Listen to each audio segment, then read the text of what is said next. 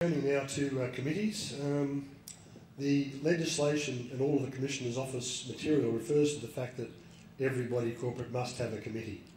There are circumstances where that's not so, and the body corporate can appoint a manager to perform the functions of the committee.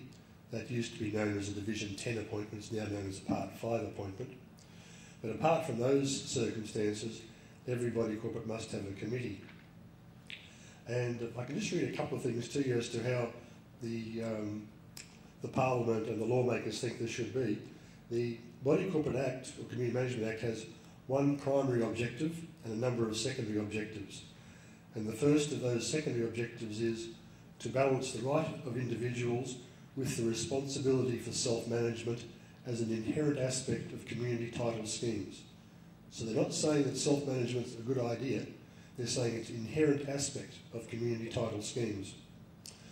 And there's also a brochure which is titled Forming a Body Corporate Committee, and in the opening paragraph there is this sentence: in rare circumstances there may be insufficient interest from members to form a committee. Now I'm here to tell you those circumstances are not rare. In fact, we can have meetings where you can fly through all the agenda and you come to the committee and people who've been chatting all night suddenly look at the ceiling or look at their shoes and don't want to be on the committee. And to be honest with you, I can understand that.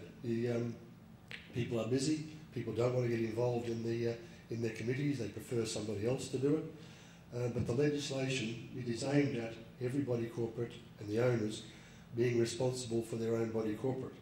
And going back again, we're not the body corporate, we're the managers. We will do what you tell us, but there's got to be somebody there to tell us what to do, politely. So why become a committee member? Well, looking around this room, I suppose a few of you will tell me it's certainly not for the financial rewards, because there aren't many of those. And if you're looking for praise and gratitude from all of the owners, then you've also come to the wrong place. But the committee, I think that the role and what they should be looking for to get out of it is that you steer the body corporate, you ensure that your body corporate is carrying out its functions and performing its duties. And part of doing that is you're maintaining the value of not only your property, but the other owners' properties as well. And you also have a significant say in how your scheme develops.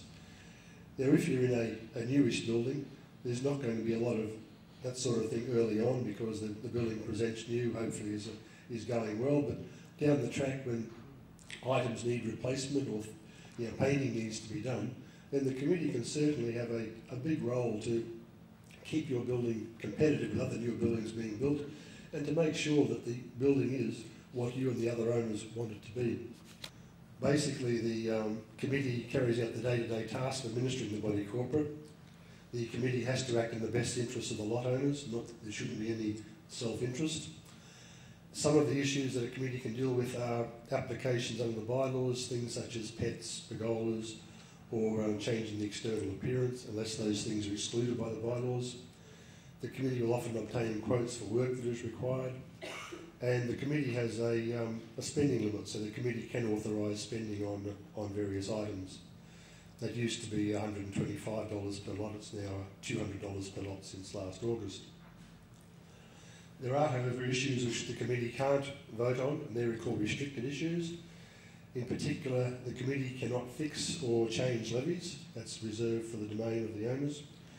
The committee can't spend money over the spending limit, and you can't divide a project up so as to bring it under the spending limit. And as I mentioned earlier, the committee can't appoint a body corporate manager or a resident unit manager. Now, as I mentioned to all of my committees, if you go on the committee, you've always got a fallback position that if a particular motion or decision is too onerous, or if the owners are split about it, or you can't make up your own mind, don't take it on, just take it to a general meeting of the owners. There's no reason that something is that the committee can vote on. If you think it's something which you should put to the owners, then the committee should do so. One thing to bear in mind is the last point on the slide. If you go on a committee for the body corporate, or indeed any committee, be it a footy club or whatever, please make sure that you've got office bearers liability insurance. Because if you're taking on a voluntary role, the last thing you want to do is to put your own assets at risk by taking on potential liability.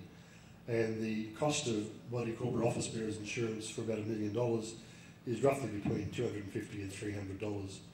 And as I said, we try to insist that all of our schemes have office bearers insurance, and certainly I wouldn't be on a committee if it didn't have that sort of insurance.